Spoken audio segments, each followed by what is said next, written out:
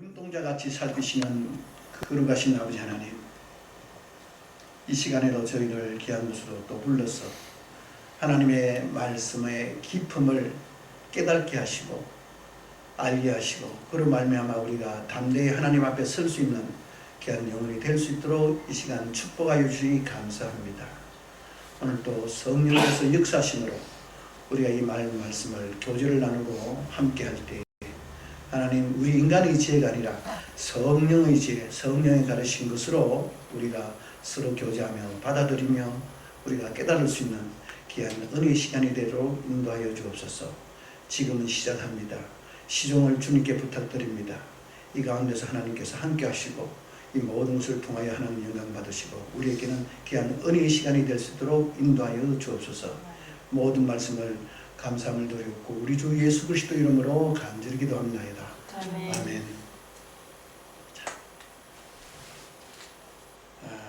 오늘은 제가 여러분들에게 나눠드린 교재, 거기에 보시면은 22페이지에 있는 부분을 가지고 오늘 말씀을 좀 드릴까 합니다. 그 22페이지에 있는 부분은 성경 언어는 하나다라고 하는 오늘 표제입니다.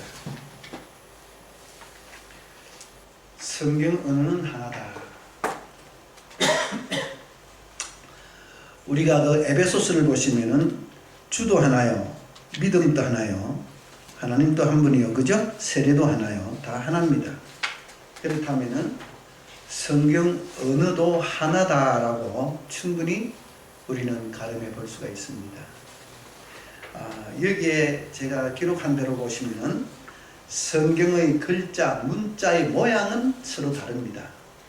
그러나 그 글자 속에 들어있는 뜻은 같다는 뜻입니다. 제가 성경은 하나라고 하는 뜻은 그렇습니다. 제가 말씀드렸듯이 우리가 처음에 여러분하고 공부를 시작할 때부터 성경 언어는 그 문자 속에, 이 문자는 우리가 사람이 만든 문자를 가지고 쓰고 있지만 그 안에는 사람의 생각이나 뜻이 들어있는 것이 아니라 하나님의 생각이 뜻이 들어있다는 거죠.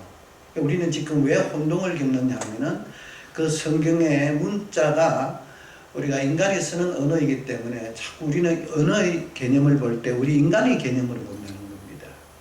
근데 거기에는 누구 생각이 들어있느냐 하면은 우리 생각과 하나님의 생각은 하늘과 땅만큼 차이가 나는 하나님의 생각이 들어있기 때문에, 그래서 하나님의 생각을 아시는 성령의 간섭과 인도하심이 없이는 성경을 우리가 우리 문자로 되어 있으므로 읽을 수는 있지만 그 뜻은 우리가 잘 알지를 못합니다. 그래서 분명히 달라야 하는 것은 예수 믿지 않는 사람들이 읽었을 때에 거기서 얻어지는 그 밝혀지는 뜻과 성령으로 말미암아 성경을 보는 우리 성도들이 볼 때 개념은 어떻게 해야 된다는 겁니까? 달라야 되는 것이고 당연히 다를 수밖에 없습니다. 그런데 지금 보면은 그 내용이 어떻습니까? 거의 같죠? 그래서 제가 첫날 말씀드릴 때 사랑에 대한 이야기를 드렸지 않습니까? 사랑하면 사랑하라면은 그 사랑하라는 하나님의 성경 말씀을 안 믿는 사람이나 믿는 사람이나 대부분 어떻게 생각합니까? 비슷하게 가지고 있죠.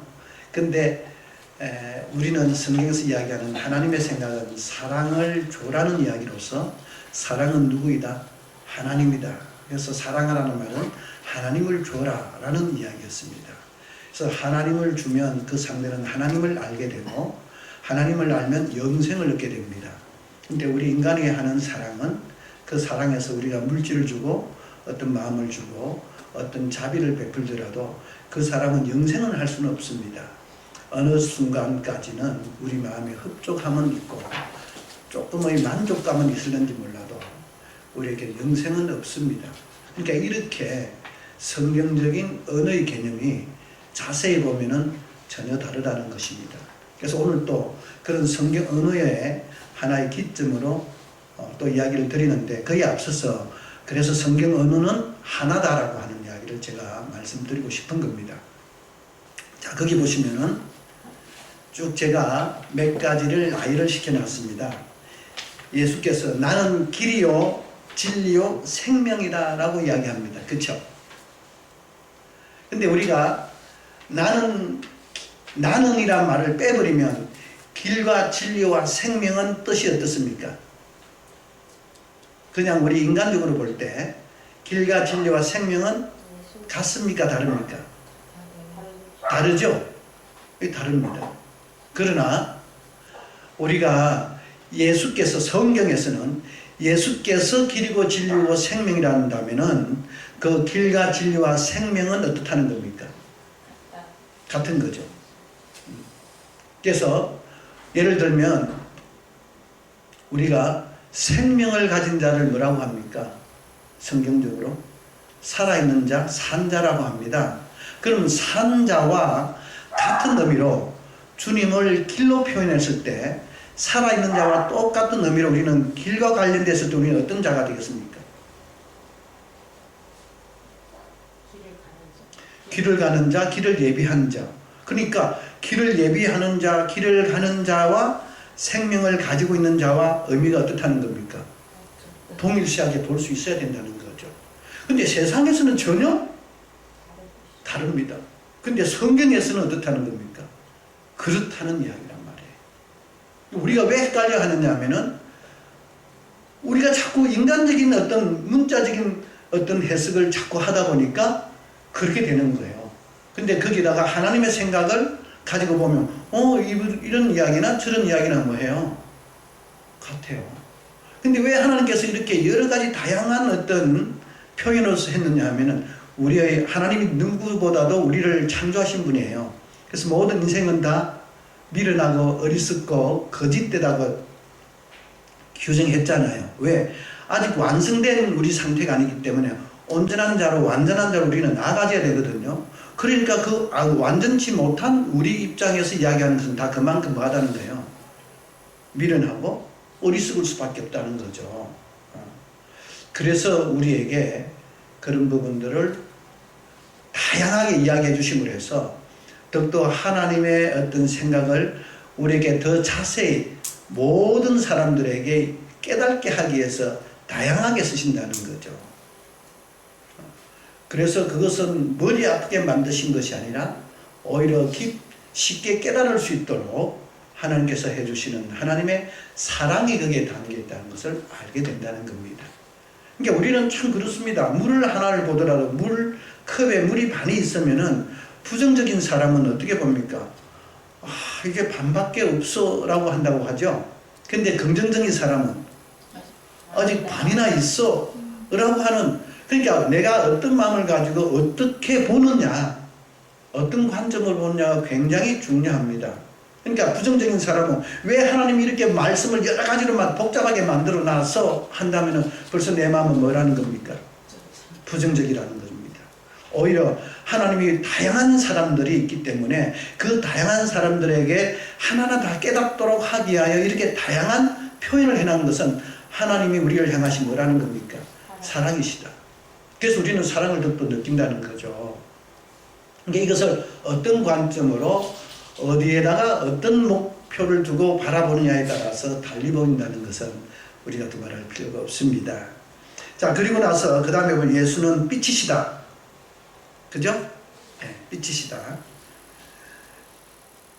그리고 예수는 등이 되신다고 하죠. 계시록 21장 23절에서는 어린 양이 그 등이 되십니다. 계시록도 들어가면은 이제 마지막에 가면은 어린 양이 등이 되시는데 그 등도 비침이 필요가 없다 했습니다. 왜? 전능하신 하나님이 빛이시기 때문이다. 이렇게 되어 있습니다. 그리고 우리 예수께서는 또 화평이시다. 얼마 전에 우리가 배웠던 화평입니다.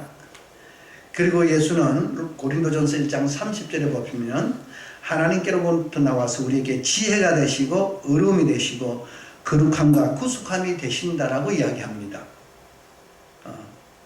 그리고 예수께서는 또 우리에게 로마서 13장 14절에 보면 너희는 그리스도로 옷 입으라 이렇게 되어 있습니다. 그러니까 그분이 우리의 뭐가 되는 거죠? 옷이 되시고요. 그리고 그분은 우리에게 영광과 평화가 되시고, 그리고 또 예수는 우리에게 믿음이 되십니다. 다음에 이 부분 제가 필연적으로 여러분에게 믿음에 대한 설명을 할 때 꼭 밝히겠습니다. 그리고 또 예수는 하늘로부터 내려온 생명의 떡, 산떡이라고도 이야기합니다. 그러면 여기서 나타나 있는 대로 빛이다, 등이다, 화평이다, 지혜다, 그리고 옷이다, 믿음이다, 떡이다 라고 하는 말은 다 우리 언어가 가지고 있는 뜻은 다 다릅니다. 모양이 다르니까요. 그러나 성경에서 하나님이 보실 때는 어떻다는 겁니까? 같죠? 그래서 그런 맥락 속에서 저는 성경 언어는 뭐라고요? 하나를. 믿음을 가져라. 믿음을 가져야만 우리가 뭐 할 수 있습니까? 하나님 나라 갈 수 있잖아요. 그러면 우리는 그리스도로 옷을 입어야 뭐가 됩니까? 하나님의 자녀. 갈 수 있죠. 그러니까 여러분이 잘 아시는 나중에 우리가 그 예복이라고 하는 거 있잖아요. 그 예복이라고 하는 옷이 누구를 의미할까요? 그리스도께서 우리의 옷입니다.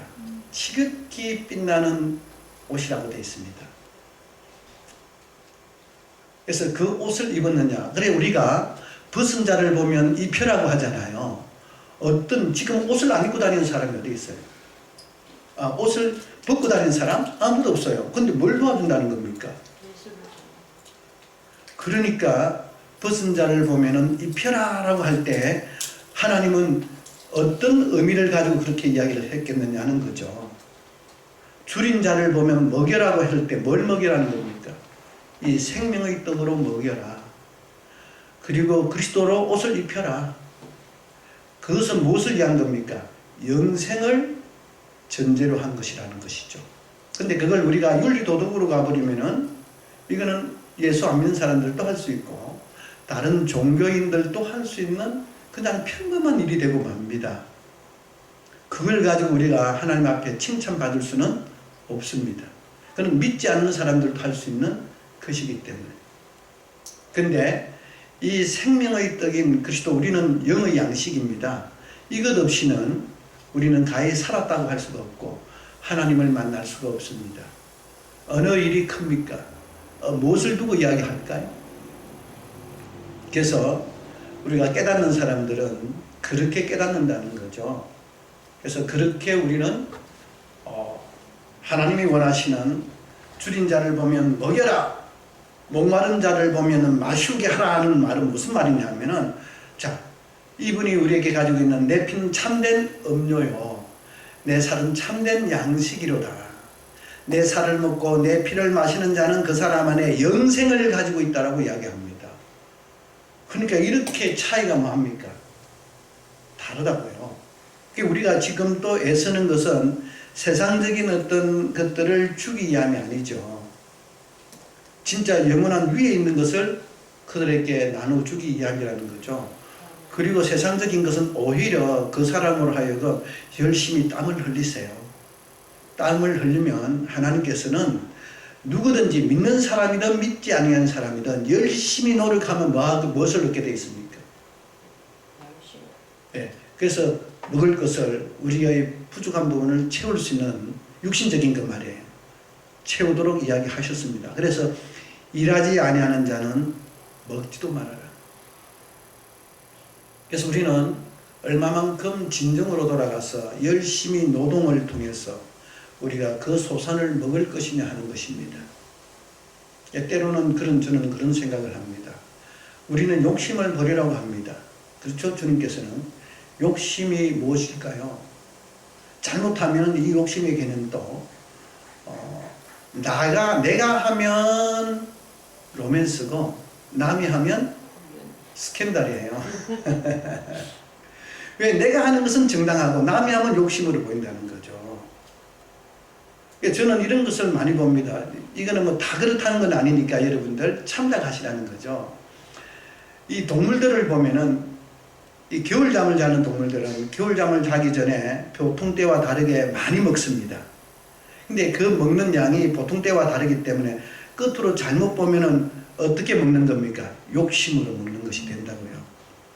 근데 욕심으로 먹는 것이 아니라 그는 본능적으로 겨울잠을 자기 위한 거예요. 그렇죠? 그래서 그게 배가 다 부르면, 그리고 날이 그거 하면은 추위가 오면은 그들은 동굴로 땅속으로 들어가서 동면을 합니다. 우리 인간은 어떻습니까? 사자도 그 맹수도 배가 고플 때는 사냥을 해서 잡아먹습니다. 배가 부르면 옆으로 그는 술록이 지나가고 뭐 지나가도 안 먹어요. 근데 우리 인간은 지나가면 어떡할까요? 자, 오늘 먹을 거, 내일 먹을 거, 1년 먹을 거, 10년 먹을 거, 100년 먹을 거, 100년 먹을 이상 먹을 것도 다 뭐예요? 다 잡아놓습니다. 어떤 마음 때문일까요? 그래요. 그러니까 우리는 어떻게 돌아가야 된다? 그러니까 우리 욕심이 어디까지냐? 우리는 생각해야 합니다. 근데 그 탐심이라는 것이 한도 없고 끝도 없어요. 어디까지냐? 그러니까 진정으로 하나님의 사람이 되어보면, 여러분 한번 보세요. 우리는 내 영혼까지도 누구 겁니까? 내 자신도 내 겁니까? 아닙니까? 그리스도의 것이죠. 우리 모두가 누구 거라고 해요? 근데 다 알고 보면 누구 거 만들려고 합니까? 그러니까 그 자체가 뭐 한 거예요? 역행이에요.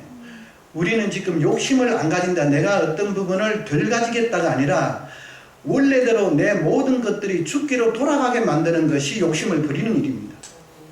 맞습니까?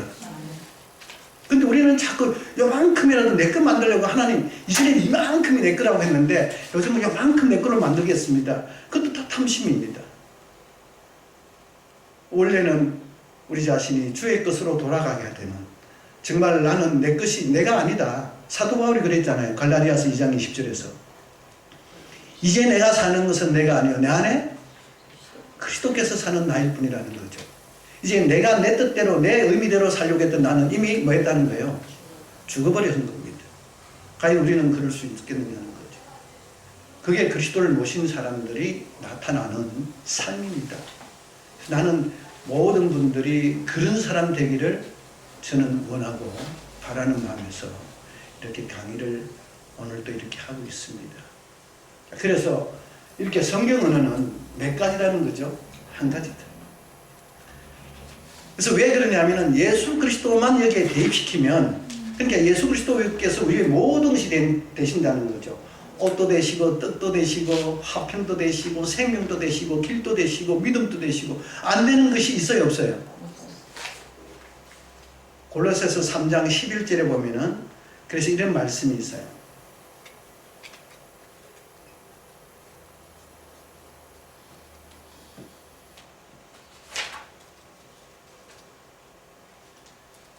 자, 거기는 그리스도 안에서 이야기입니다.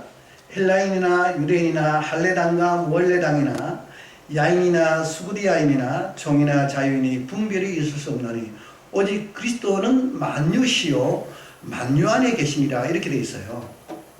여러분, 만유라는 말이 무슨 뜻인 줄 아세요? 표현은 달라도 그 안에 있는 의미는 어떻다는 겁니까? 동일한 의미가 흐르고 있기 때문에, 그래서 한 가지 일을 하신다고 하십니다. 자, 그래서 오늘 그 한 가지 일에 대한 그런 어떤 의미에서 하나님의 말씀은 한 가지 일이라는 그런 생각에서 오늘 우리가 뭘 보느냐 하면은, 여러분들 14페이지에 앞으로 넘어갑니다. 14페이지를 오늘 우리가 보도록 하겠습니다.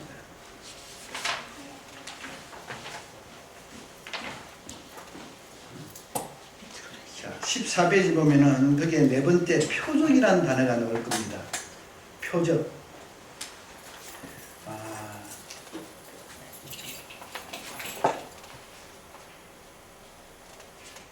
그 표적이라는 단어를 보시면은, 여러분들은 그 아마 표적이라는 단어가 헬라어가 깨어져 있을 겁니다.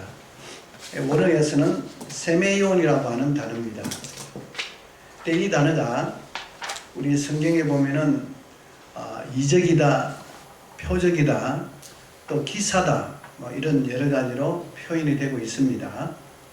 그래서 여러분이 아시죠? 표적이 뭘까요?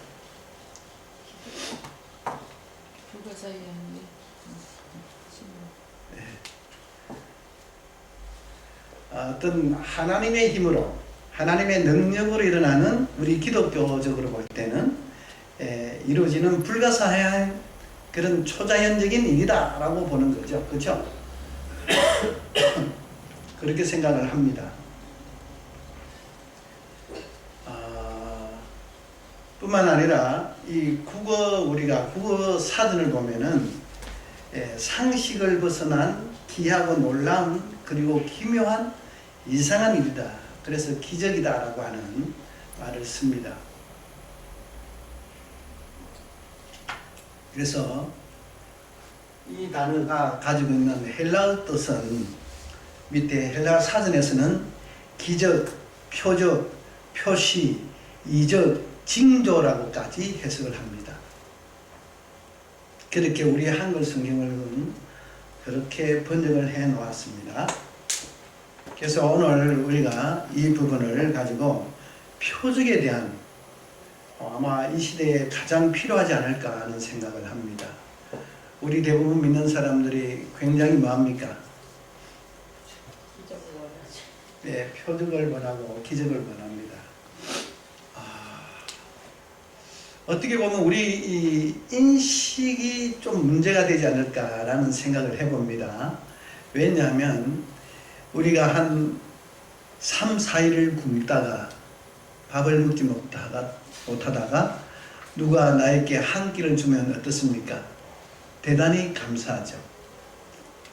그런데 지금 우리가 5분만 마시지 않아도 죽는 게 있습니다. 산소입니다. 공기. 감사해 하네요. 우리가 감사 기도를 할 때 그런 밥을 먹을 때는 감사 기도를 드리는데 사실은 어느 쪽이 더 감사해야 될 부분입니까? 숨 쉴 때. 그러면 어떻게 됩니까? 숨 한번 쉴 때마다 쉬기 전에 하나님 감사합니다. 오히려 어떻게 보면 그것이 더 맞는 이야기겠죠. 근데 우리는 공기를 마실 때는 감사하지를 못합니다. 물론 우리가 어디에 그냥 숨이 막 막히고 아주 답답한 곳에 갔다가 나오면 그때는 잠시 느낍니다. 그러나 궁극적으로 우리가 평상시에는 잘 못 느낍니다. 그래서 이것도 그러지 않을까. 그런 관점에서 오늘 이 표적이 어떤 점에 우리는 지금 초점을 맞추고 있고 성경은 우리를 그 표적을 어디다가 초점을 맞추고 있는지 그 부분에 대한 아마 공부가 될 거라고 저는 생각이 됩니다. 한번 그래서 보겠습니다. 요한복음 6장 거기 29절 30절이 있는데 26절부터 우리가 한번 보도록 하겠습니다.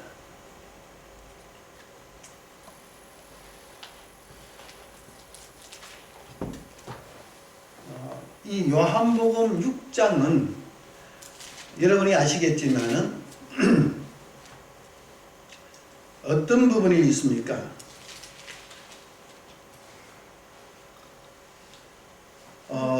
처음에 보면은 예수님이 빌립을 시험하는 부분이 나오죠. 한번 올라가 보겠습니다. 요한복음 6장 1절로부터 보면은 그 후에 예수께서 갈릴리 바다 곧 디베라 바다 건너편으로 가시매 큰 무리가 따르니 이는 병인들에게 행하시는 표적을 보미라 그랬습니다. 그래서 예수께서 산에 오르사 제자들과 함께 거기 앉으시니 마침 유대인들의 명절인 유월절이 가까운지라 예수께서 눈을 들어 큰 무리가 자기에게 나오는 것을 보시고 빌립에게 이르시되 우리가 어디 가서 떡을 사서 이 사람들로 먹게 하겠느냐 하시니 이렇게 말씀하시는 친히 어떻게 하실 것을 아시고 빌립을 시험하고자 하시니라. 그러니까 빌립이 어떻게 할 거라는 것을 알고 뭐 한 거죠? 시험했습니다. 예를 들어서 여러분들에게 주님이 이런 이야기를 했다면 여러분은 어떻게 대답을 했을까요?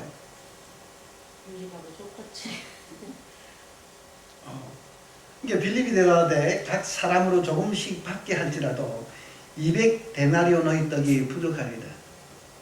그러니까 엄청난 떡이 필요하고 그러기 위해서는 얼마만큼 비용이 필요하다라는 이야기를 합니다. 근데 제자 중 하나고 시몬 베드로의 형제 안드레가 이 안드레라는 단어를 원어로 보면은 남자다운이라는 뜻을 가지고 있습니다. 그래서 안드레가 예수께 여짜오되 여기 한 아이가 있어 보리떡 5개와 물고기 2마리를 가졌나이다. 그러나 이것이 이 많은 사람에게 얼마나 되겠습니까? 라고 이야기를 합니다. 그래서 예수님을 조금 이 누구죠? 안드레가 알고 있어요, 없어요? 그래서 이 빌립과 안드레의 차이가, 빌립은 이걸 떡을 얼마만큼 사와야 됩니까? 라고 했지만은 안드레는 여기 보리떡 5개와 물고기 2마리가 있는데 과연 이들에게 어떻게 얼마만큼씩 돌리면 되겠습니까? 어떻게 보면 거기서 거기지만은 근데 여기에 5천쯤 되는 수요가 있었습니다. 그죠? 그래서 아시다시피 그들에게 다 나눠주시고 남은 조각이 있어서 거뒀는데 몇 바구니에 담았다고 합니까? 12바구니. 예, 12바구니에 찼습니다. 그래서 이 분위기를 가지고 계속 쭉 내려가서 26절로 내려가면 25절에 보면 이렇죠. 바다 건너편에서 예수님이 바다를 건너갔습니다. 또 그래서 건너편에서 만나 랍비여 어느 때 여기 오셨나이까 하니 많은 사람들이 따라왔던 거죠. 예수께서 대답하여 가라사대 내가 진실로 진실로 이르노니 너희가 나를 찾는 것은 표적을 본 까닭이 아니요 먹고 배부른 까닭이라는 거죠. 자, 그럼 여기서 이야기하는 먹고 배부른 까닭이라는 말이 우리 쪽에서 보면 뭐라는 겁니까? 표적과 이적이었죠. 그래 안 그래요? 보리떡 5개와 물고기 2마리를 가지고 5,000명이 배불리 먹고도 남았으니까요. 그러니까 우리가 지금도 잘못 보면 표적을 본 까닭이 아니야 먹고 배부른 까닭이라고 하는. 지금도 많은 사람들이 우리 주님을 찾는 이유가 어디에 있습니까? 표적을 보기 위함입니까? 먹고 배부르기 위함입니까? 그렇죠. 주님은 그것을 먹고 배부른 까닭이라고 쉽게 그것을 아주 어떻게 보면 비아냥하듯이 왜 해버립니까? 취급하고 치부하는 지금 표현입니다. 근데 우리는 지금 거기에 뭘 합니까? 더 관심이 많죠. 자, 그런데 주님이 그러죠. 27절에서 썩는 양식을 위하여 일하지 말고 영생하도록 있는 양식을 위하여 하라라고 하는 말을 흘리십니다. 이게 썩는 양식이 뭘까요? 우리는 그렇죠. 원어 성경은 그렇지 않습니다. 자, 보겠습니다. 썩는 양식이라고 하는 이 썩는이라는 말이 아폴룸이라고 하는 단위로서 멸망하다라고 하는 겁니다. 멸망하다. 그러니까 멸망하는 양식으로 일을 하지 말고 영생하도록 있는 양식으로 일을 하라 이런 뜻이에요. 그러니까 멸망하는 양식은 뭘까요? 사람을 멸망시키는 양식. 그러니까 잘못된 말씀이라고 볼 수가 있겠죠. 그러니까 사도 바울이 이야기했던 다른 복음이라고 하는, 그러니까 우리 복음으로 진짜 진리로 뭘 하라는 거예요? 일을 하라는. 그래서 이 양식은 누가 주시는 거예요? 인자가 너에게 주리니 인자는 아버지 하나님의 인치신 자니라라고 말씀하십니다. 그러면서 그럴 때 28절에서 저희가 묻되 우리가 어떻게 하여야 하나님의 일을 하오리까? 그래서 이제 하나님의 뜻을 공부하면서 시간이 나면 하나님의 일에 대해서 제가 또 강의를 할 겁니다. 여러분들이 하나님의 일 무엇인지 정확하게 우리는 발견해야 할 것입니다.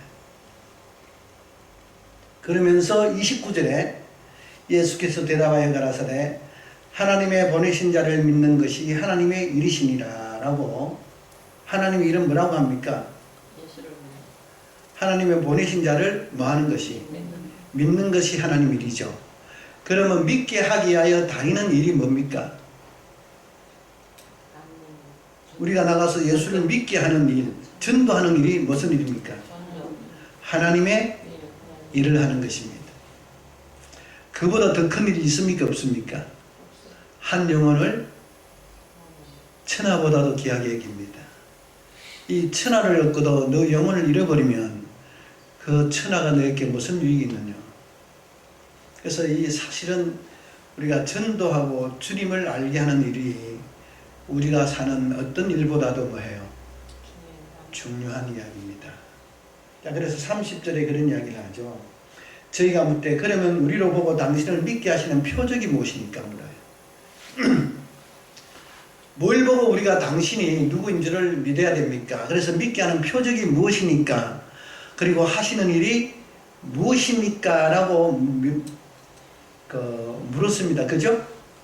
지금도 아마 우리가 나가서 전할 때에 일반적인 사람들이 뭘 보고 믿게 하느냐 하면은 잘못하면은 나의 행위를 보고 믿게 만들려고 우리는 다니면서 그 사람에게 가서 어떤 좋은 행동, 선한 행동을 막 합니다.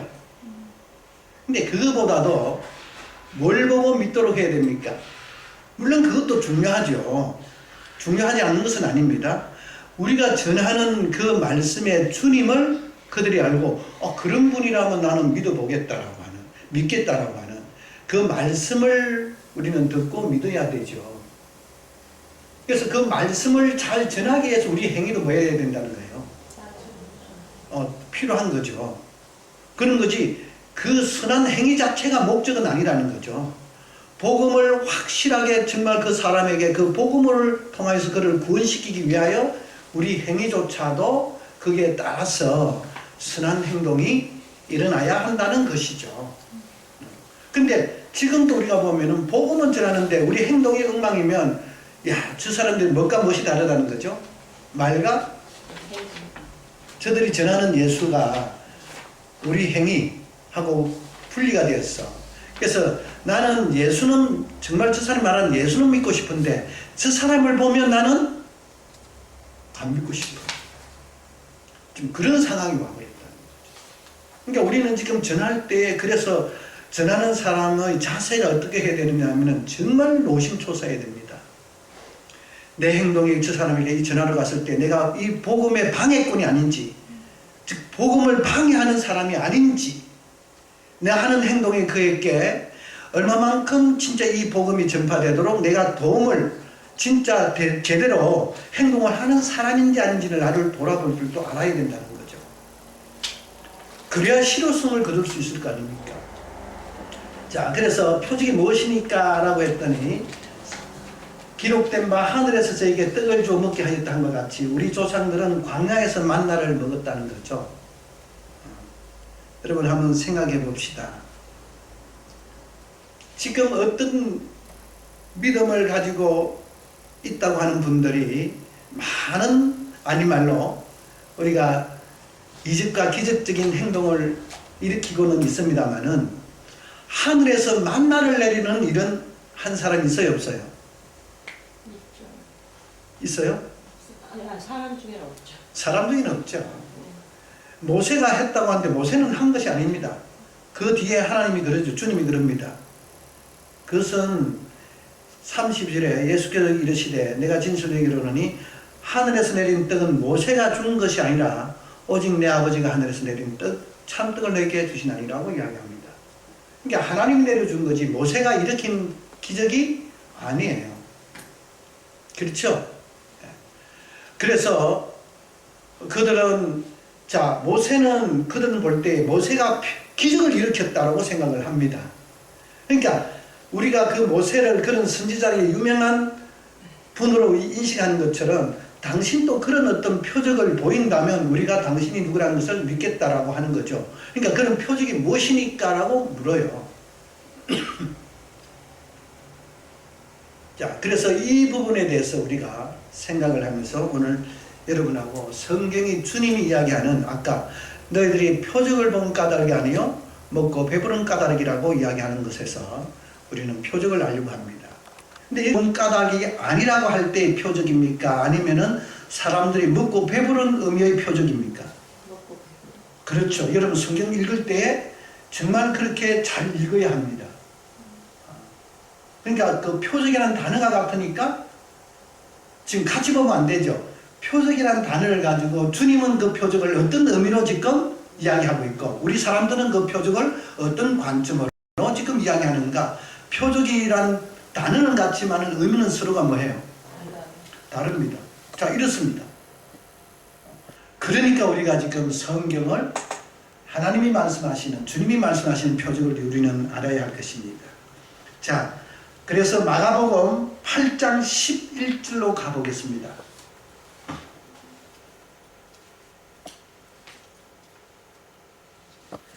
바리새인들이 나와 예수께 힐난하며 그를 시험하여 하늘로서 오는 표적을 구하지요. 꼭 이들은 어디로부터 오는 표적이요? 왜 모세가 뭘 주셨니까요? 하늘로부터 만나가 내려오게 했으니까 하늘로부터 오는 표적을 구합니다. 그럴 때 예수님께서 12절에 마음속 깊이 마시며 주님 또 탄식하시죠? 보세요. 가라사대 어찌하여 이 세대가 표적을 구하느냐. 진실을 내게 이르노니 이 세대에게 표적을 주시지 아니하리라 하셨습니다. 그러면 여기서도 이 세대가 표적을 구하느냐 할 때 이 표적과 표적을 주지 않겠다고 하는 표적하고 같을까요? 다를까요?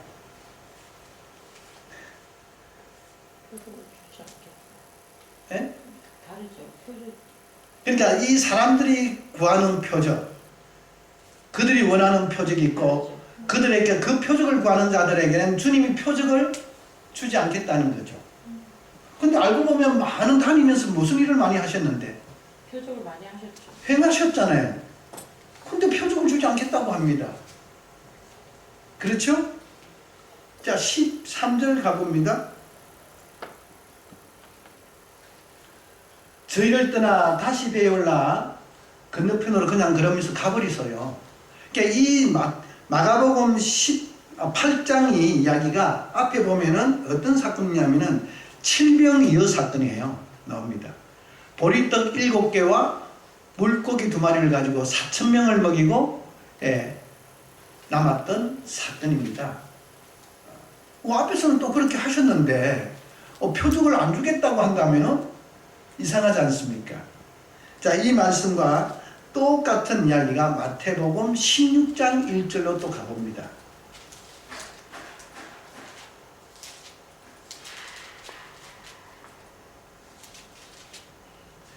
바리새인들과 사두개인들이 와서 예수를 시험하여 하늘로 오는 표적 보이기를 청합니다. 예수께서 대답하여 가라사대 너희가 저녁에 하늘이 붉으면 날이 좋겠다고 하고 아침에 하늘이 붉고 흐리면 오늘은 날이 굳겠다 하나니 너희가 천기는 분별할 줄 알면서 이 시대의 표적을 분별할 줄 할 수 없는 자라고 했습니다. 그러니까 우리가 쉽게 생각할 수 있는 이런 현상을, 자연현상을 보면서 어떤 것을 가름해 볼 수 있는 그런 지혜는 있는데 시대의 표적을 지금 분별하지 못하고 있다는 이야기죠. 그렇죠? 그래서 4절에 보시면은 이렇게 이야기합니다. 악하고 엄란한 세대가 표적을 구하나 요나의 표적밖에는 보일 표적이 없느니라 하시고 저희를 떠나십니다. 어떤 표적이요? 요나의 표적을 볼, 이게 무슨 말입니까? 혹시 여러분 아세요? 요나의 표적밖에는 보여줄 표적이 없다라고 했습니다. 그럼 요나의 표적을 지금 보여주고 가셨어요? 보여주셨는 거죠. 네. 요나의 표적을 보여주지 않았습니다. 그럼 요나의 표적은 어떤 거였습니까? 똑같은 거죠. 네? 고래가 똑같아. 고래 배 속에 들어갔다가 나오는, 그러니까 우리 생각이 표적하면 다 어떤 쪽으로 가고 있습니까? 그런 초자연적인 현상에 우리는 아직도 뭐하고 있다는 거죠? 생각이 가고 있다는 것입니다. 그러니까 우리 생각을 한번 보세요. 그랬을 때에 과연 이런 우리가 주님 앞에 있었다면 여기서 이야기하는 바리새인들과 사두개인들하고 다를 바는 없었을 거라는 거죠. 그러니까 그런 점을 우리는 지금도 뭐 해야 된다고요? 회개해야 될 거라고 저는 생각을 합니다. 자, 누가복음 다시 11장으로 가보겠습니다. 11장 16절을 보시면은 또 너들은 예수를 시험하여 하늘로서 오는 표적을 구하니 다 같은 대목이죠. 그죠?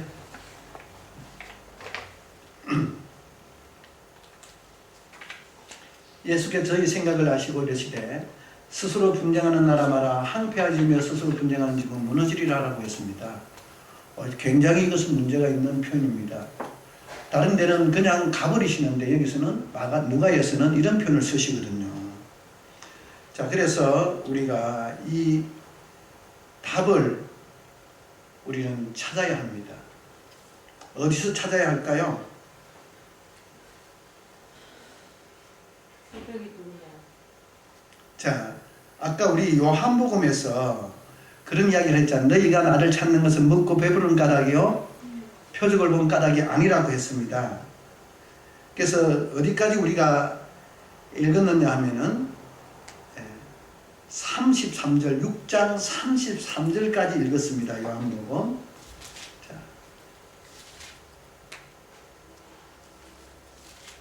하늘로서는 표적을 구했을 때에 당신으로 하여금 믿게 하는 표적이 무엇이니까 할 때에 그런 이야기를 하죠. 33절에서 하나님의 떡은 하늘에서 내려 세상에게 생명을 주는 것이라고 합니다. 그렇죠? 그러니까 모세 때에 하늘에서 만나가 떨어져서 내려와서 그들로 하여금 먹게 했습니다. 그런 의미로서 하나님의 떡은 하늘에서 내려 세상에 생명 주는 떡이라고 하시면서 저희가 가르되 주여 이 떡을 항상 우리에게 주소서라고 하거든요. 한번 보세요. 이 말은 여러 군데서 나왔습니다. 우물가 여인 있잖아요. 여러분 나오죠? 요한복음 4장에 보면은 사마리아 여인 말이에요.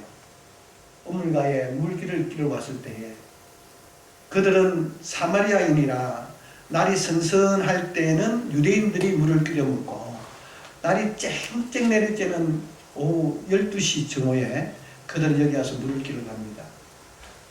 얼마나 먼 거리를 와서 힘들게 가지고 갑니까? 근데 예수님이 내가 주는 물을 먹는 자는 영원히 목마르지 아니하리라 하니까 그는 뭐라 그래요? 이 물을 우리에게 달라고 했습니다. 그러면서 예수님 손을 보면서 물을 기를 그릇도 없는데 어떻게 주겠습니까? 라고 하는 거죠. 그럴 때 주님이 내가 주는 물은 그죠? 내 안에서 영생토록 솟아나는 샘물이 되리라 라고 이야기를 합니다. 그런 맥락과 같이 이 떡을 항상 우리에게 달라고 하죠. 왜냐하면 우리는 먹으면 또 돌아서면 입으로 들어가 들어오는 것은 또 돌아서면 먹어야 되고 먹어야 되는데 이거는 영원히 영생하도록 있는 양식이라고 했으니까요. 35절에 예수께서 가라사대 내가 곧 생명의 떡이요 내게 오는 자는 결코 줄이 아니할 터요 나를 믿는 자는 영원히 목마르지 아니하리라고 했습니다. 그렇죠? 자, 여기에서 보면 우리가 어느 정도 조금은 우리가 이해가 됐을 줄로 압니다. 자, 그래서 답을 이제 봅시다. 누가복음 11장 29절 30절 가겠습니다.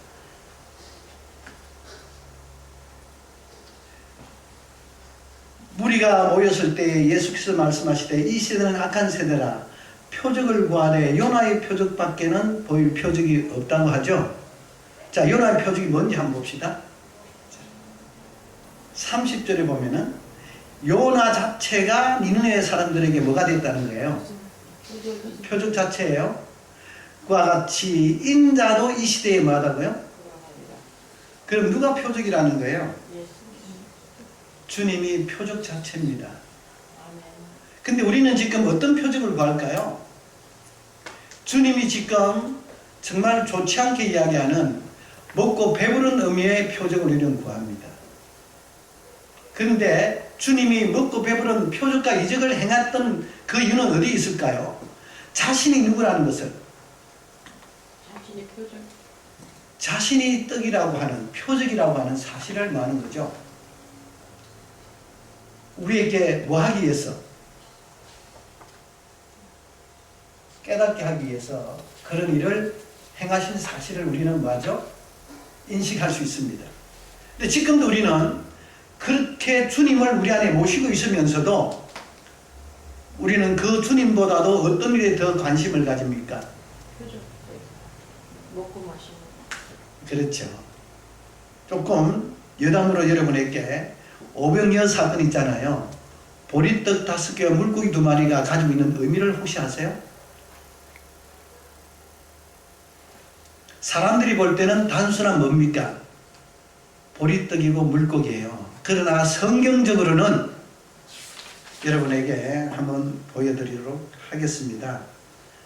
자, 어디로 보느냐 하면은 왕하 4장 42절로 44절까지 한번 보도록 하겠습니다.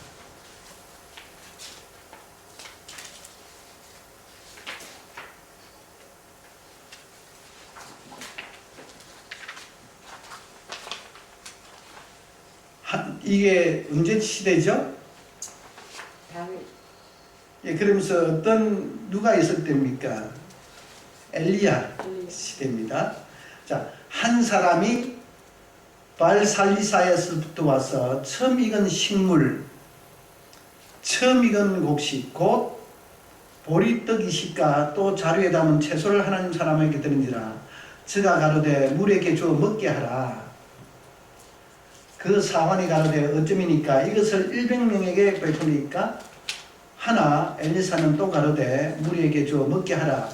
여호와의 말씀이 무리가 먹고 남으리라 하셨느니라. 어때요?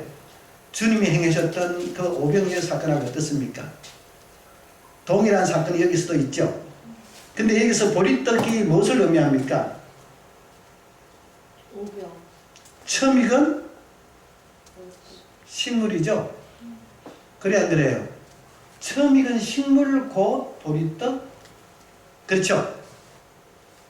그럼 처음 익은 곡식이 누굽니까? 처음 익은 곡식이 거룩한 자.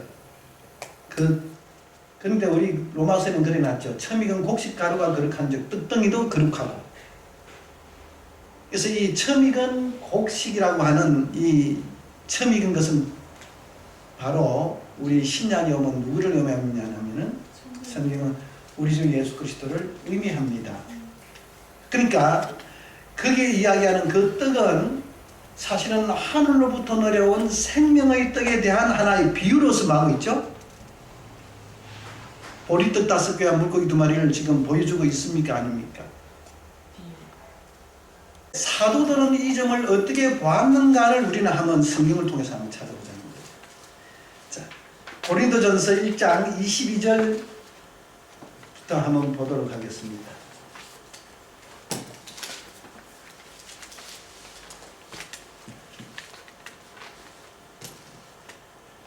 18절부터 내려오도록 하겠습니다.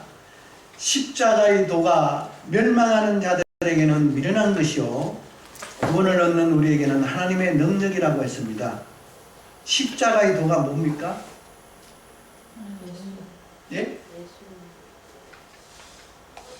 십자가의 도라고 하는 도자는 보세요. 호 로고스입니다. 호 로고스라고 하는 십자가의 도입니다. 근데 이 십자가의 도가 멸망하는 자에게는 미련한 것이요 구원을 얻는 우리에게는 하나님의 능력이라고 했습니다. 분명히 우리 기억하고 내려갑시다. 그런데 19절에서 기록된 바 내가 지혜 있는 자들의 지혜를 멸하고 총명한 자들의 총명을 피하리라 하셨습니다. 이거는 이제 우리 인간들이 자기가 지혜 있다, 총명하다라고 하는 그런 자들을 가리켜서 하는 이야기죠. 그들의 지혜와 총명입니다. 20절에서 지혜 있는 자가 어디 있느냐, 선비가 어디 있느냐, 이 시대의 변사가 어디 있느냐, 하나님께서 이 세상의 지혜를 뭐하게 하신 것이라 미련하게 하신 것이 아니뇨, 미련하게 했다는 거죠. 그래서 21절로 보면 하나님의 지혜에 있어서는 이 세상이 자기 지혜로 하나님을 알지 못하는 거로 굉장히 중요합니다. 이 말씀이. 그러니까 이 세상에 아무리 사람이 인간적으로 지혜롭고 지혜로워도 그 지혜를 가지고는 하나님을 알 수 있다는 겁니까? 없다는 겁니까? 말씀. 없다는 이야기입니다. 그러니까 하나님을 알지 못하는 지혜는 다 하나님 쪽에서는 의미 없는 지혜라는 것이죠. 그것은 하나님 쪽에서는 지극히 뭐하다는 겁니까? 미련한 것이다. 그래서 하나님의 전도에 미련한 것으로 믿는 자들을 구원하시기를 기뻐했답니다. 전도에 미련한 것으로. 자, 그래서 22절에 보면은 유대인들은 뭘 구합니까? 그죠. 아까도 보니까 유대인들은 늘 주님에게 뭘 구해요? 그죠. 표적을 구하고 헬라인은 뭘 찾습니까? 지혜. 그렇죠. 근데 사도 바울은 23절에서 뭘 전하고 있습니까? 십자가에 못 박힌 그리스도를 전하니 유대인에게는 끓이는 것이요 이방인들에게는 뭐라는 거예요? 미련한 것이라는 겁니다. 자, 왜 유대인은 표적을 구하고 헬라인은 지혜를 구하는데 사도 바울은 십자가에 못 박힌 그리스도를 전했을까요? 그렇다면은 사도 바울은 표적이 누구로 봤다는 겁니까? 그리스도가 표적이라는 거죠. 그들이 표적을 구하니까 표적인 그리스도를 전한 거예요. 근데 이들은 이 표적을 보고 뭐하는 것으로 여겼습니까? 끓이는 것으로. 그죠? 왜 그래요? 그들이 구했던 표적은 어떤 표적입니까? 먹고 배부른 의미의 표적이었죠. 우리도 지금 잘못하면 표적을 구할 때 그런 표적 구할 겁니다. 그렇다면 진정한 사도들은 그런 표적을 구하는 자에게 누구를 전가하는 것이 마땅합니까? 오직 우리 주 예수 그리스도를 전하는 것이 표적입니다. 그 표적은 우리에게 영생을 주는 하나님의 능력이십니다. 그렇죠? 그래서 이 지혜를 구하는 자에게는 미련한 것이 됐습니다. 왜 그러냐면은 24절에 오직 부르심을 입은 자들에게는 유대인이나 헬라인이나 그리스도는 하나님의 능력이요 하나님의 뭐예요? 지혜입니다. 그러니까 헬라인이 지혜를 구하니까 지혜 자체가 누구예요? 그리스도입니다. 그러니까 표적도 누구예요? 그리스도예요. 그래서 이 사도 바울은 오직 누구를 전했는데? 그리스도를 전했는데 세상 그런 이적과 표적을 구하고 그런 지혜를 구하는 사람들에게는 우리 이 그리스도가 어떻게 보이는 거예요? 끓이기는 것이요? 미련한 것으로 보인다고요. 그렇죠? 그러니까 우리는 여러분 보세요. 더더욱 1장 30절 고린도전서 1장 30절 가시면 이렇게 나오잖아요. 너희는 하나님께로부터 나서 그리스도 예수 안에 있고 예수는 하나님께로서 나와서 우리에게 지혜와 의로움과 거룩함과 구속함이 되신다고 하잖아요. 그렇죠? 그러니까 사도 바울은 이렇게 누구를 전하고 있습니까? 오직 그리스도를 전합니다. 성경 원리를 우리가 가지고 잠시 생각을 해봅시다. 마태복음 7장 11절에 보면은 7절부터 구하라 그러면 주실 것이요 찾아라 그러면 얻을 것이요 그죠? 두드리라 그러면 너희가 열릴 것이니라 이렇게 이야기합니다. 그런 말씀 가운데서 너희가 악한 자라도 좋은 것으로 자식에게 줄 줄 안다고 했을 때에 10절에 보면은 그런 이야기를 하죠. 9절부터 보면 되겠네요. 너희 중에 누가 아들이 떡을 달라 하면 돌을 주며 생선을 달라 하면 뱀을 줄 사람이 있겠느냐. 그래서 너희가 악한 자라도 그러니까 악한 부모라고 할지라도 자식에게는 무엇으로 준다고요? 좋은 것이라는 말이 이 좋다는 말이 여기 보면은요 뭐로 넣느냐 하면은 아가다라는 말로 선한이라는 뜻입니다. 선한 것을 줘요.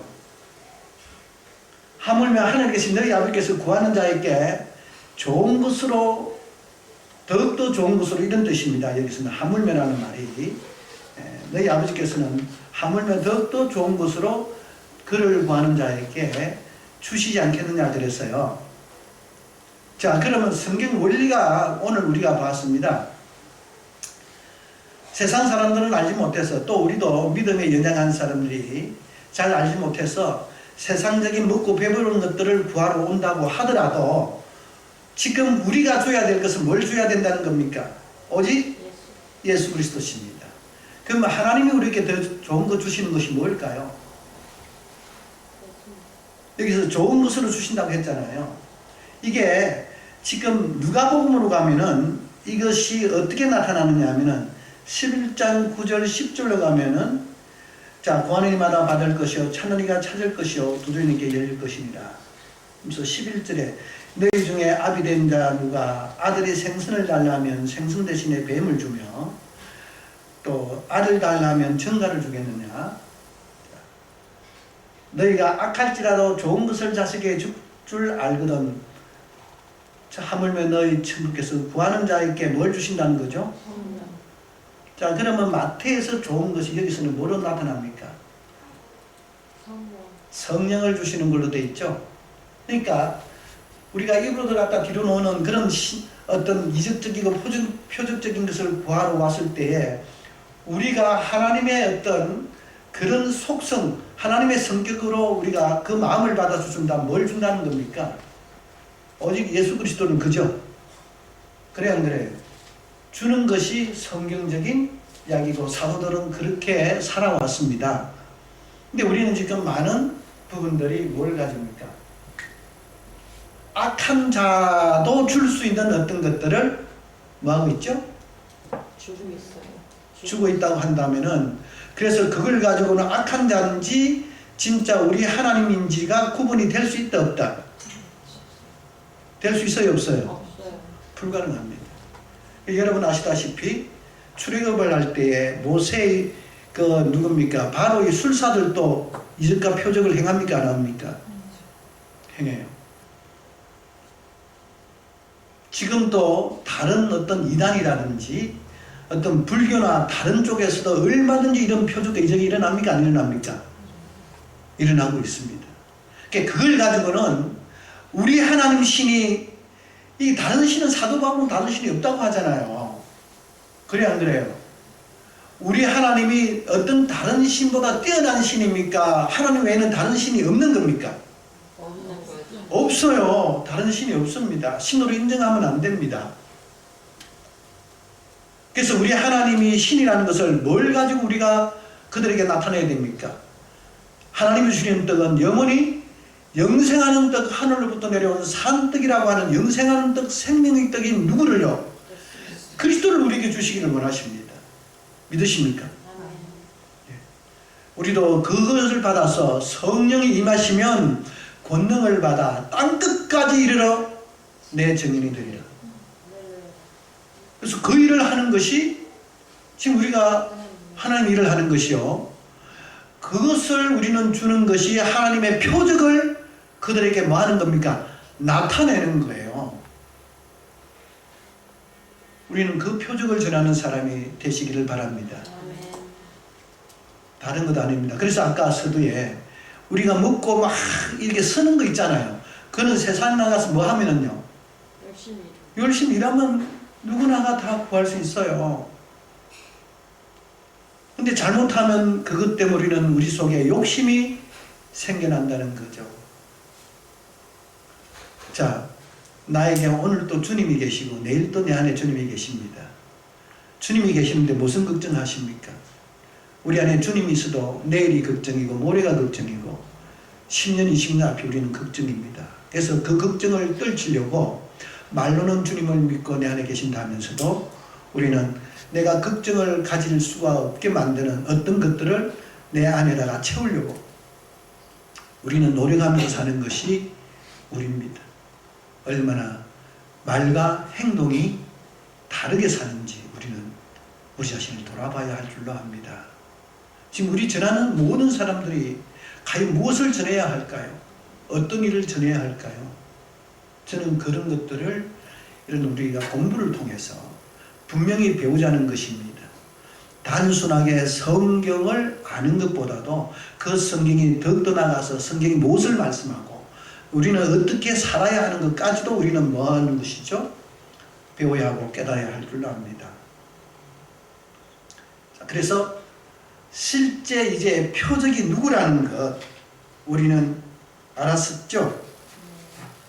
그래서 여러분 누가복음 2장 11절 12절에 보면 이미 이렇게 말씀하셨어요. 제가 성경을 찾아보니까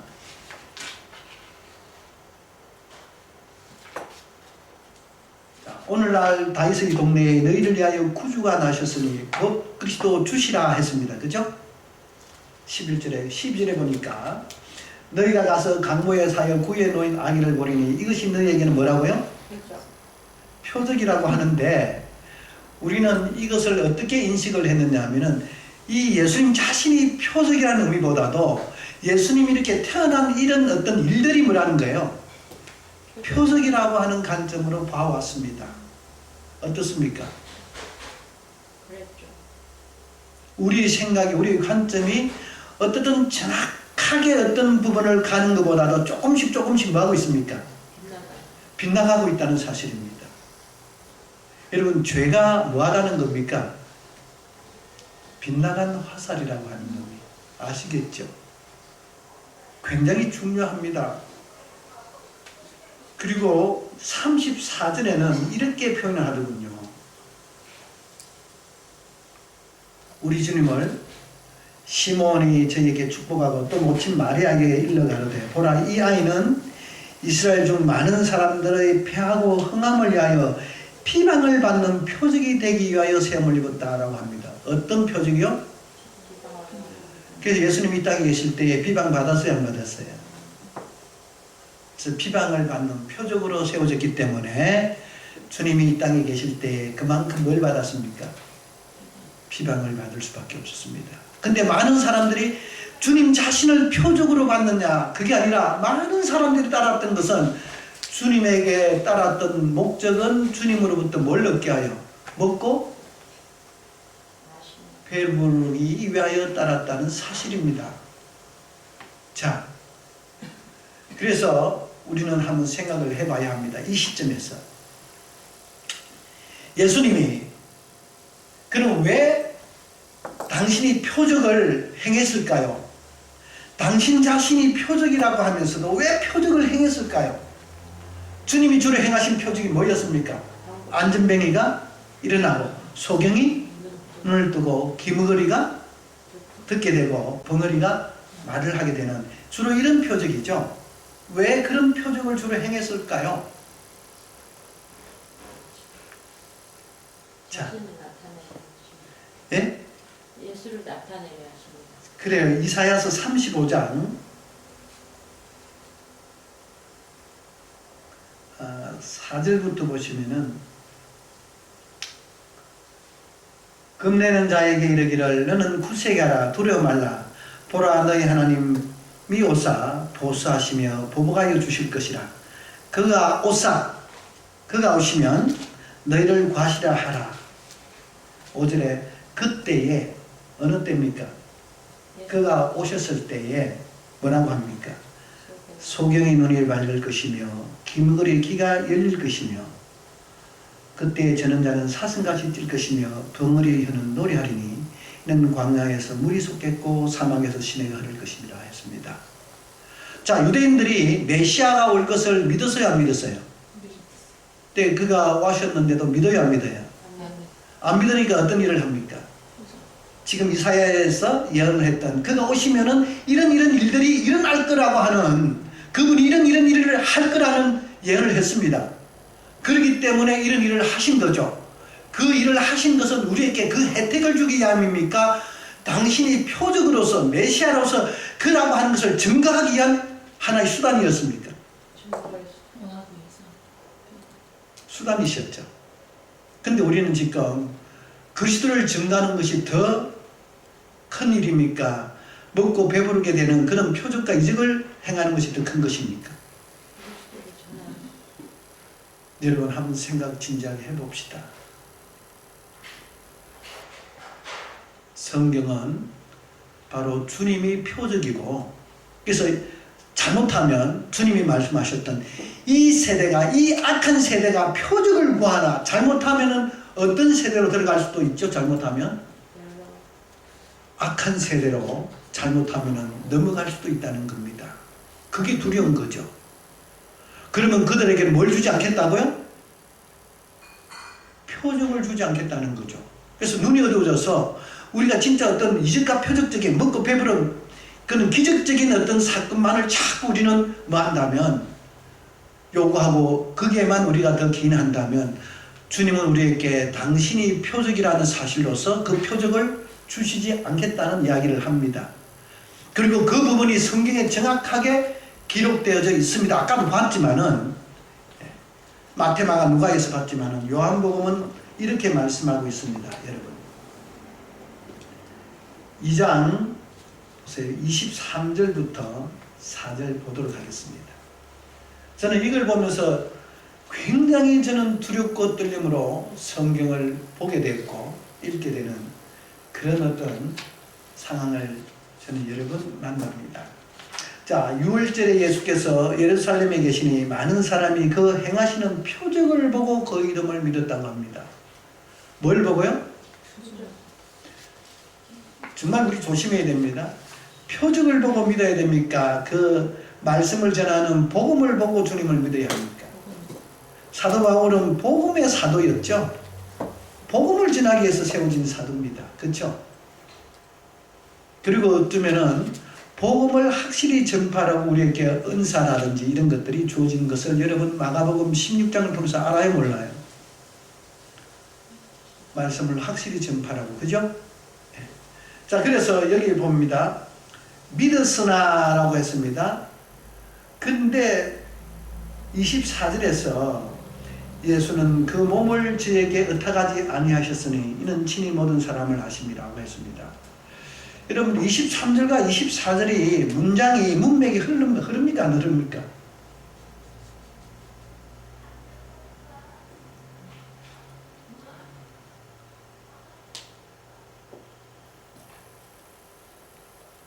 이렇게 해놨죠. 23절 보면은 6월절에 예수께서 예루살렘에 계시니 많은 사람이 행하시는 표적을 보고 그 일을 믿었습니다. 근데 예수는 그 몸을 저에게 의탁하지 아니하셨으니 이는 친히 모든 사람을 아셨다고 합니다. 그러니까 문맥이 뭔가가 이게 잘 어떤 의미인지 무슨 지금 일을 하시고 뭐 하시는지에 대해서 정확한 것이 있어요, 없어요? 원어 성경을 한번 보겠습니다. 그래서 제가 왜 원어 성경으로 공부를 하자는 이유가 여기에 있습니다. 자, 의탁하다는 단어 있지 않습니까?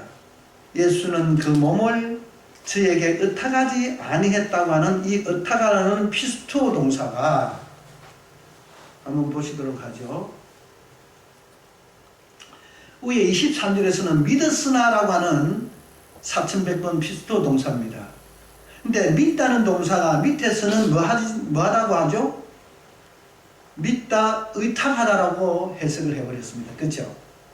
이 피스토 동사는, 이 동사는 우리 신약에서 약 262번이나 쓰입니다. 단어가 뭐로 해석되고 있는지 한번 보세요. 네모 박스 쳐 있잖아요. 자, 보세요. 믿다라고 하는 동사죠. 마태복음 8장 13절, 9장 28절 다 믿다라는 동사입니다.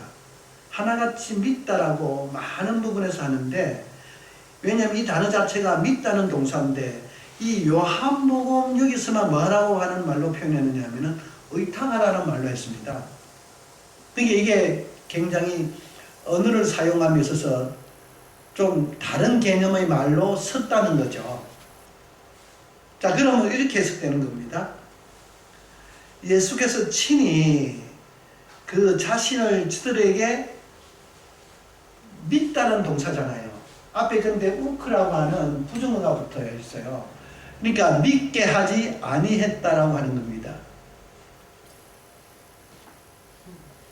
그러니까 표적을 보고 믿는 자들에게는 그를 믿게 하지 아니했다는 엄청난 표현을 이렇게 써버렸습니다. 그러니까 지금 이런 금방처럼 제가 번역을 했을 때에 표적을 보고 믿으려고 하는 사람들에게는 사실은 믿음을 주지 않겠다는, 아까도 표적을 주지 않겠다고 했잖아요. 그래 안 그래요? 그런 같은 맥락으로 지금 이야기를 해버리니까 그것이 여기서는 완전히 다른 의미로 번역이 되어버렸습니다. 근데 자동사, 타동사 여기서는 믿게 하자. 예. 자동사는 믿다가 되는데 타동사는 믿게 하다. 여기는 믿게. 예. 그러니까 믿게 하지 않았다는 거죠. 우리 집사님 굉장히 앞으로 원어를 배우시면 잘 하실 것 같습니다. 너무 진짜 묘하네요. 왜 이거를 이렇게 해석을 해놨을까? 그러니까 믿음을 주지 않겠다는 의미가 24절에 있어요, 없어요? 전혀 없어요. 없어요. 의탁이라고. 그러니까 지금 만약에 이런 부분들이 정확하게 번역이 된다면 우리가 지금 막 우리 교인들이 표적과 이적을 보고 교회에 몰려드는, 그래서 이게 기복신앙으로 가는 이 길이 어느 정도 뭐였을 거라고요. 차단이 되고 오직 복음으로만 주님만을 우리가 알려고 하는 쪽으로 훨씬 갔을 거라는 거죠. 진짜 뭐가. 그런데 지금 이렇게 성경의 번역이 이렇게 문제가 생김으로 해서 우리는 꿈에도 그렇게 되어 있을 거라고는 상상을 지금 못하고 있다는 사실입니다. 저는 이 신명기 있지 않습니까? 여러분 그 신명기 13장 1절부터 한번 볼게요. 저는 참 이 놀라운 어떤 사실들 구약을 보면 많이 있습니다. 너희 중에 선지자나 꿈꾸는 자가 일어났어. 너희 중에 누구 중입니까? 이스라엘 민족이죠. 그러니까 너희 중에 선지자나 꿈꾸는 자가 일어나서 이적과 기사를 내게 보이고 너희들에게 보이고, 자, 내게 말하기를 내가 본래 알지 못하던 다른 신, 지금 이것을 우리는 다른 예수라고 저는 표현합니다. 우리가 쫓아 선기자하며 이적과 기사가 그 말대로 뭐 할지라도 이루어질지라도 뭐 하지 말아라고요? 4절에 너는 그 선지자는 꿈꾼 자의 말을 뭐 하지 말아라? 증명하지 말아라. 왜? 이유를 밝힙니다. 이는 너희 하나님 여호와께서 너희가 마음을 다하고 성품을 다하여 너희 하나님 여호와를 사랑하는 여부를 알려하사 너희를 시험하심이에요. 그러니까 우리는 지금 어떤 표적과 이적적인 것보다도 정말 마음을 다하고 뜻을 다하여 하나님을 사랑하는지 안 하는지 여부를 보려고 지금 나타내는 이 시험에 잘못하면 뭐가 되어버립니까? 예, 걸려들어 버린다는 거죠. 굉장히 중요합니다. 지금 우리는 주님이 나의 모든 것이요 나의 생명이요 주님 떠나와는 우리는 아무것도 아니라고 이야기하는 우리가 주님을 모시고 있으면서도 그러나 우리는 이런 것도 있고 저런 것도 있어야 된다고 한다면 과연 주님이 이 땅에 계셨을 때 그러는 우리 모습을 보면 과연 그걸 어떻게 생각하실까요? 아마 오늘 이 말씀을 듣는 많은 분들이 좀 생각이 깊어져야 되리라고 저는 생각을 합니다. 그렇죠? 그래서 우리가 정말 주님으로부터 마지막에 썼을 때에 나는 너를 모르겠다라고 하는, 자 예를 들면 우리가 성경 그랬잖아요. 자 귀신도 쫓아내고 선지자 노릇도 하고 가르쳤다고 하잖아요. 그것도 여기서 보면 뭡니까? 해서는 안 되는 일을 했죠. 복음을 전하라는 것을 우리는 그것으로만 혜택을 주기 위하여 우리가 이렇게 예수를 믿게 한다면 이거는 굉장히 문제입니다. 그런 일들은 예수를 믿게 하기 위한 수단으로서는 그것도 참 잘못하면 우리 인간들은 자꾸 맞들여 가지고 주님보다도 그런 부분들을 더 거기에 관심을 가지게 되는데 오히려 그러지 못하게 주를 믿음으로 해서 우리는 이런 것들이 일어난다. 이런 것들이 결과적으로 일어나니까 그걸 위해서 우리는 예수를 믿어야 된다고 한다면 이건 주객이 뭐 된 겁니까? 전도된 겁니다. 이 문제는 굉장히 심각하게 우리는 생각을 하고 우리는 깨달아야 될 줄로 압니다. 그래서 오늘 이것과 관련해서 오늘 표적과 이적에 대한 그 표적과 지혜를 구했던 부분과 관련해서 간략한 거 하나 한 놈 있잖아요. 미련한 놈. 자, 마태복음 5장 22절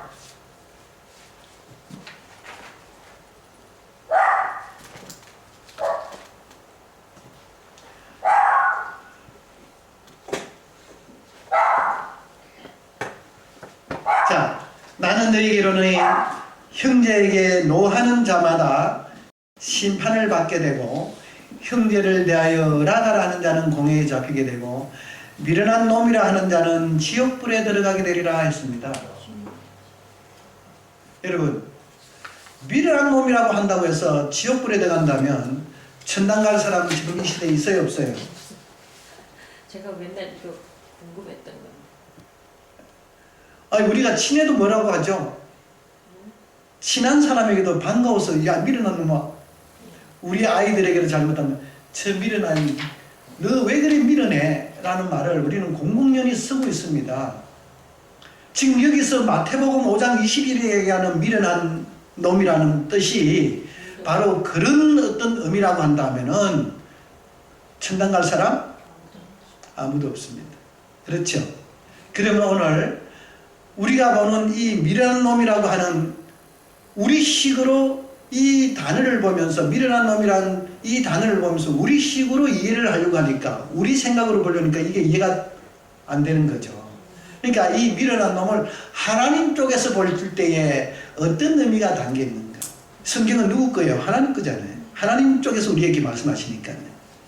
그래서 이래서 진짜 지옥 가겠구나 만 밝혀진다면 어떨까요? 자, 여러분, 미련하다는 말은 그래요. 익숙치 못하다, 미숙하다, 둔하다, 곰같다 이런 뜻이죠.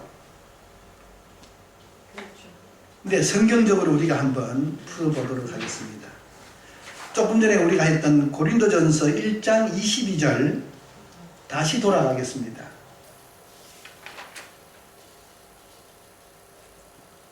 거기 가시면은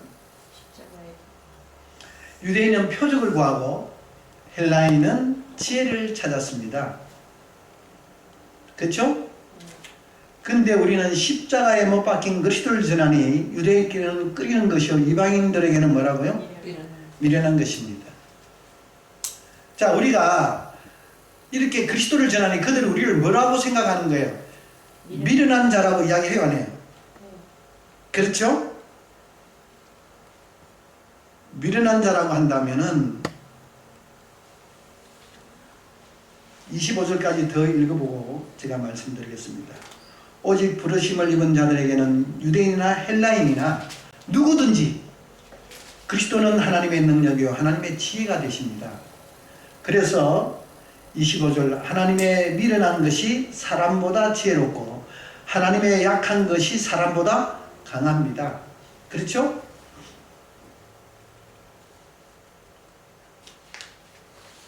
그래서 하나님의 미련한 것이 사람보다 지혜 있고 하나님의 약한 것이 사람보다 강하다고 했습니다. 그러니까 사람들의 지혜는 하나님이 굉장히 뭐하게 보는 거예요? 미련하게 보는 거죠. 자, 이렇게 거꾸로 되어 있습니다. 하나님의 지혜를 사람들은 미련하게 보고 있고 하나님은 사람의 지혜를 뭐하게 보는 거예요? 미련하게 보고 있다고요. 우리는 어느 쪽으로 써야 합니까?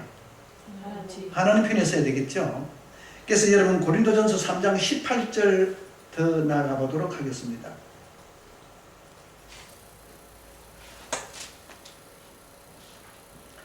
아무도 자기를 속이지 말라. 너희 중에 누구든지 이 세상에서 지혜 있는 줄로 생각하거든 어떤 자가 되라?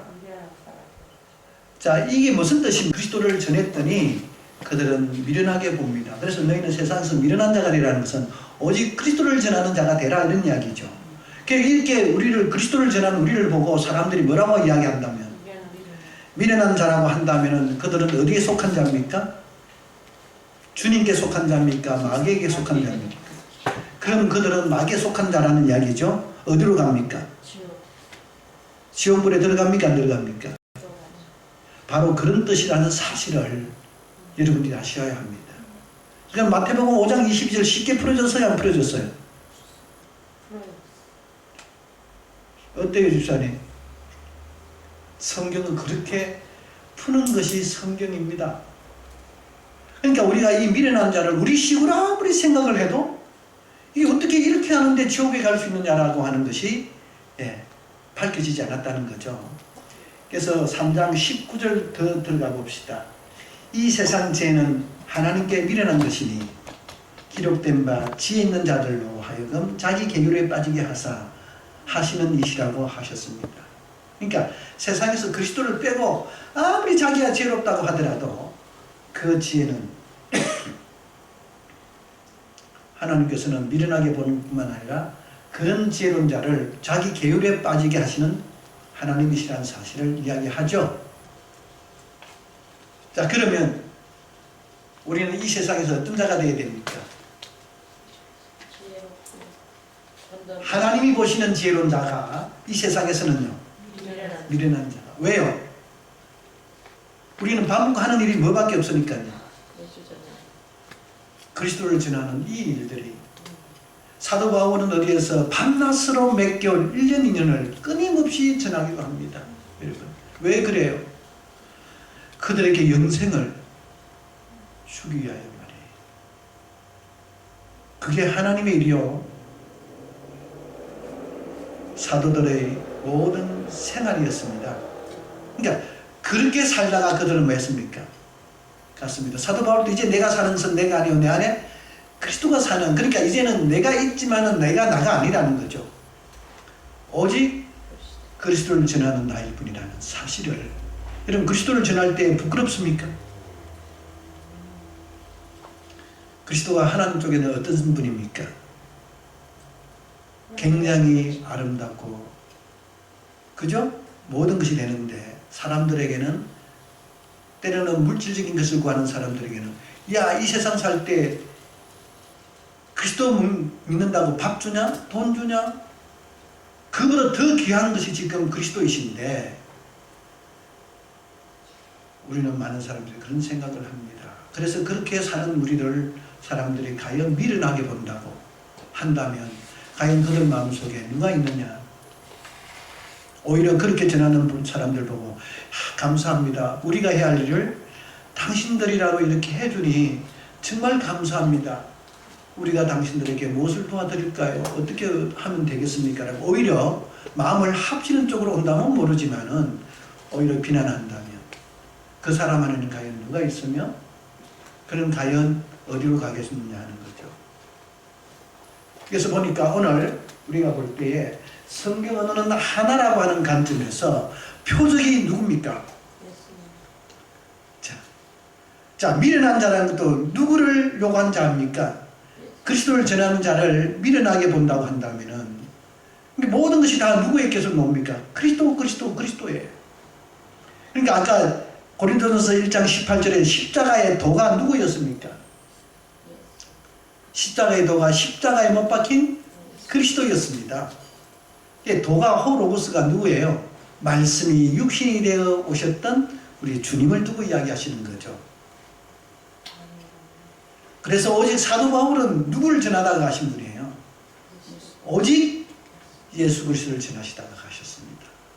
우리도 오직 이 땅에 소망이 있다면 여러분 누구를 전파하시다가 이 세상을 떠나시렵니까? 오직 그리스도 예수입니다. 그럼 진짜 아닌 말로 세상만에 그러잖아요. 사랑이란 말을 100만 번 들어도 기분 좋은 말이라고 가사에 있더군요. 근데 이 예수 그리스도는 100만 번이 아니라 내가 이 땅에 태어나서 죽는 그 순간까지 외쳐도 부끄러움이 없고 정말 우리에게는 너무 아름다운 이름이요. 꼭 많은 사람들이 꼭 알아야 할 이름이요. 그 그리스도 외에는 구원 얻을 자가 없습니다. 그래야 우리는 함께 동참하고 함께 가는 사람이 되어야 합니다. 그러기 위해서는 성경을 이렇게 여러분 보세요. 누가 여러분에게 미련한 자 왜 이렇게 미련한 지옥 간다고 합니까? 라고 물으면 여러분들이 뭐 해야 됩니까? 베드로 사도가 그랬죠. 어떤 사람이 어떤 말을 묻더라도 늘 대답해 줄 것을 뭐 하라? 준비하라, 예비하라. 그것이 어떻게 해서? 말씀을 가지고. 성경 가지고 외에서 이야기하는 것은 사람 말이에요. 근데 여러분들이 이 말씀을 듣고도 아멘, 아멘을 받아들이는 것은 성경에서 하나님이 이렇게 말씀하시기 때문에 우리는 이 아멘으로 온단 말이에요. 이게 사람 말이라면은 그럴 수도 있겠네. 그러니까 공감대는 형성될 수 있지만은 믿지는 아니할 수도 있다는 겁니다. 그러나 이 말씀은 하나님의 말씀이기 때문에 우리는 꼭 뭐 해야 됩니까? 믿어야 하는 말씀이죠. 그래서 그 미련한 자가 2000년 전이나 지금이나 하나님 쪽에서는 같아요, 달라요? 같죠? 근데 우리 사람 세계에서는 늘 다릅니다. 우리는 이 부분을 분명히 오늘 이 시간 깨달았으면 합니다. 그래서 이렇게 번역이 문제가 되는 부분들도 나타나고, 더 나아가서 거기에 들어있는 하나님의 정확한 그 단어의 의미를 성경을 통해서 우리가 찾아서 깨달음으로 해서 그동안에 우리가 몰랐던 성경 하나하나가 이렇게 정확하게 성경적으로 뭐 한다는 거죠? 풀어지고 알아지고 깨달아진다는 겁니다. 이제 깨달아졌으면 우리는 그 다음 행동을 어떻게 해야 됩니까? 그대로 실천해야죠. 그러니까 표적을 구하러 오는 사람들에게 누구를 전해야 됩니까? 오직 그리스도예요. 주님이 전했던 그 표적조차도, 이적조차도 주님이 이 시대의 표적이심을 증가하기 위한 수단으로 썼던, 근데 이제는 성경 가지고 다 드러났으니까 구태여 그런 이적 가지고 이야기할 필요가 있을까요? 지금 이 시대는 오직 그리스도를 전파하는 시대가 되어버렸는데요. 성경 가지고, 성경 속에 예수 그리스도가 지금 전파되어져서 많은 사람이 알고 있는데, 알 수 있도록 계시되어 버렸는데 말입니다. 우리는 깊이 생각을 해야 할 줄로 압니다. 오늘 이 시간 우리가 이렇게 공부를 했습니다. 한번 깨달아 보려고 우리는 발부둥을 쳐봤습니다. 그래서 귀한 말씀들이 여기 있는 계신 분들과 또 이 말씀을 듣는 모든 사람들에게 똑같이 하나님의 귀한 생명의 말씀 되시기를 진심으로 줍니다. 아멘.